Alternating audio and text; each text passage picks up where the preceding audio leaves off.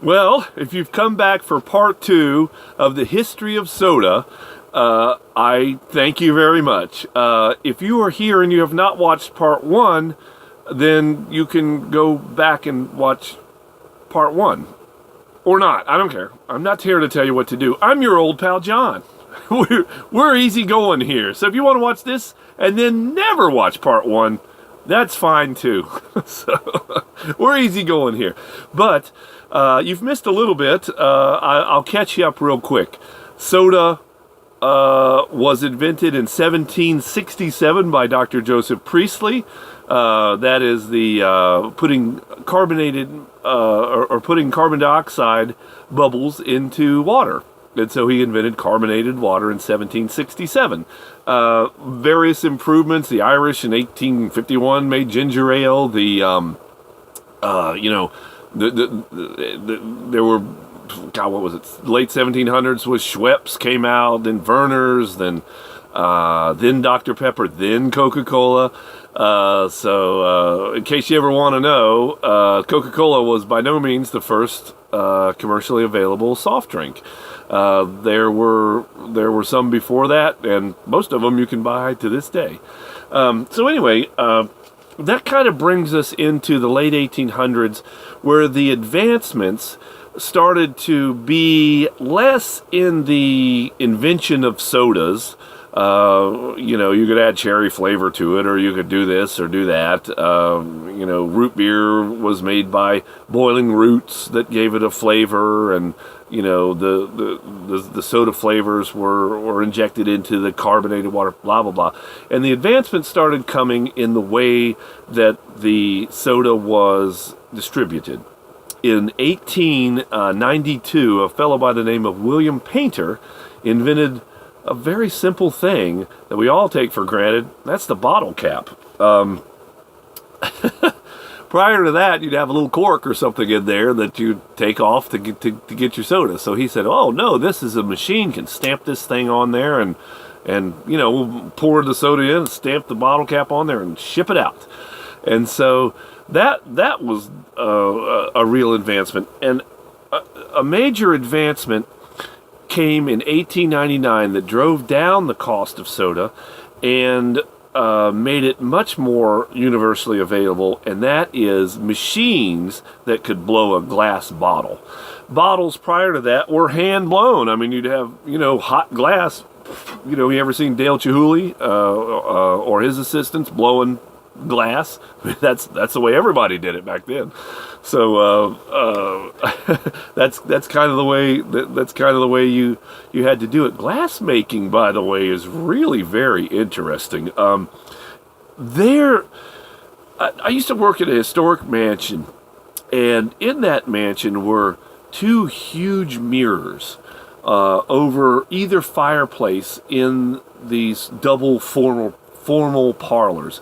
And I think they were beautiful gilded mirrors, but this house was built in 1859, and I don't think we really realized how impressive those mirrors would have been to somebody walking into that house in 1861. It would have knocked their socks off, because they would have never seen that much flat, flawless glass in their life, probably.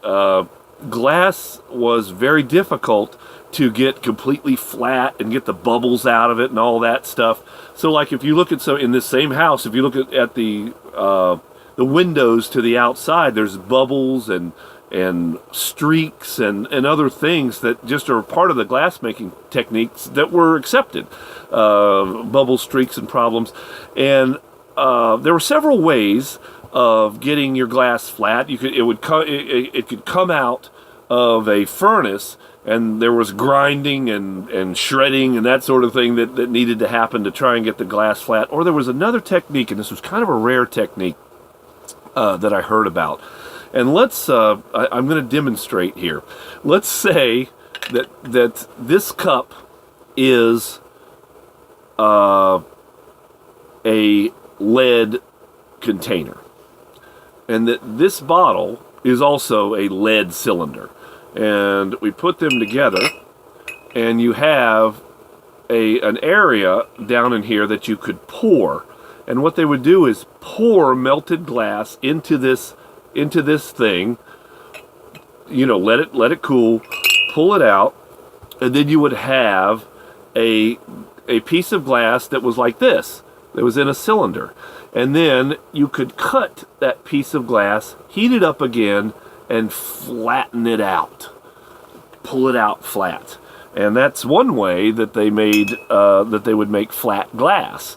Obviously labor intensive, dangerous, way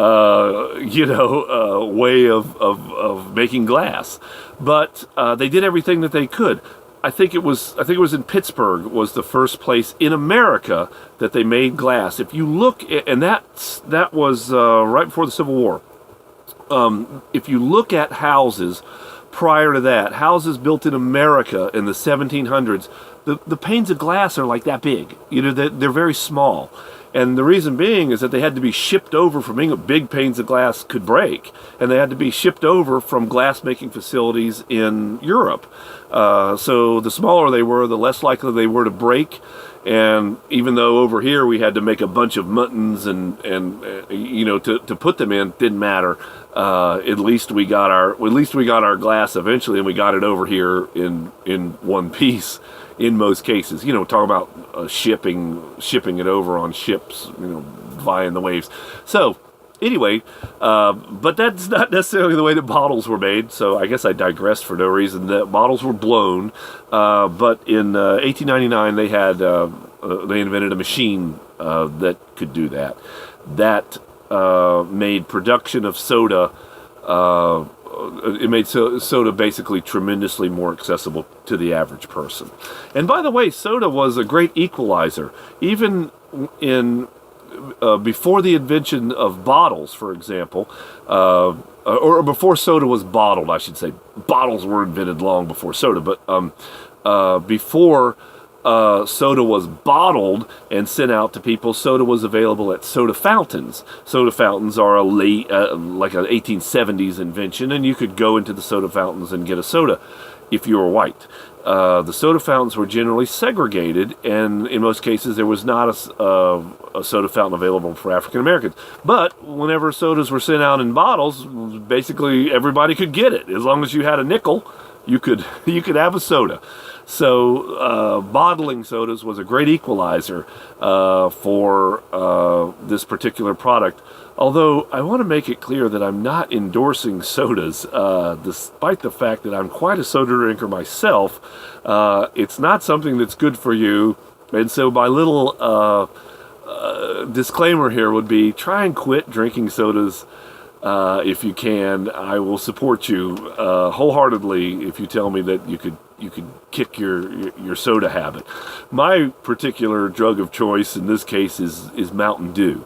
Mountain Dew was invented in 1940, but the formula that we have now was greatly changed. It was changed in 58.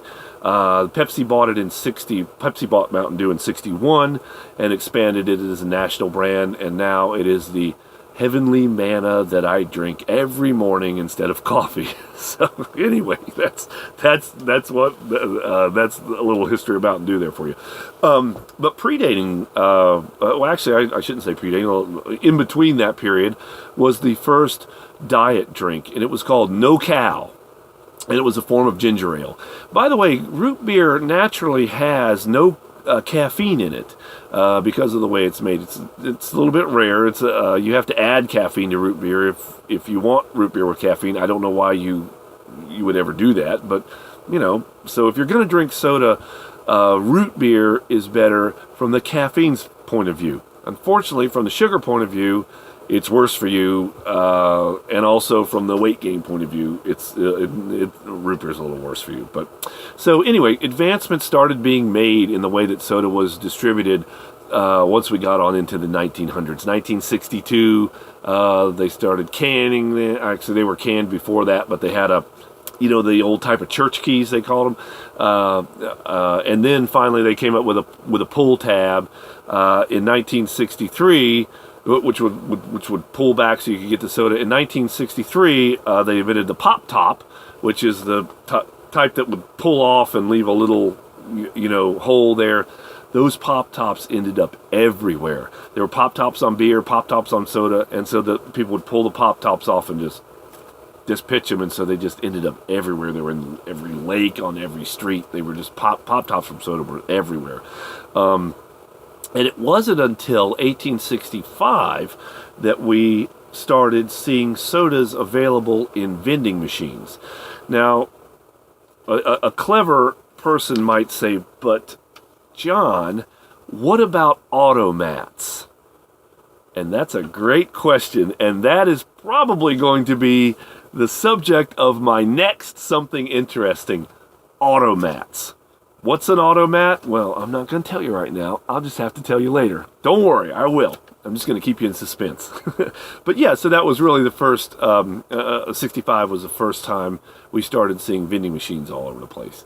1970 was the first plastic bottles, which have kind of become the norm now.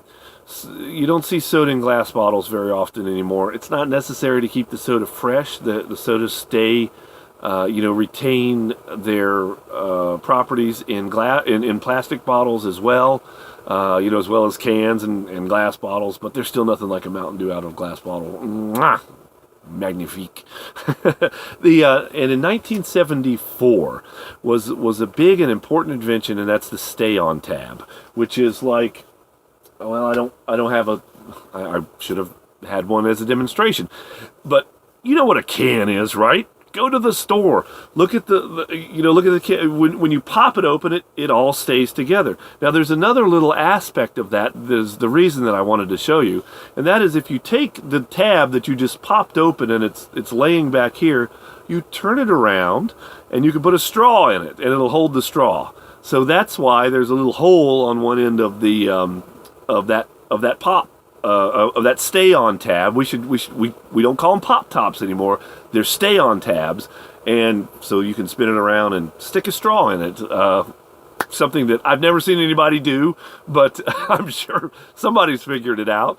But that is the reason that they were invented in that fashion. 1979 was the invention of my other favorite drink, which is Mellow Yellow. Mellow Yellow was invented directly to compete with Mountain Dew, and boy, did it.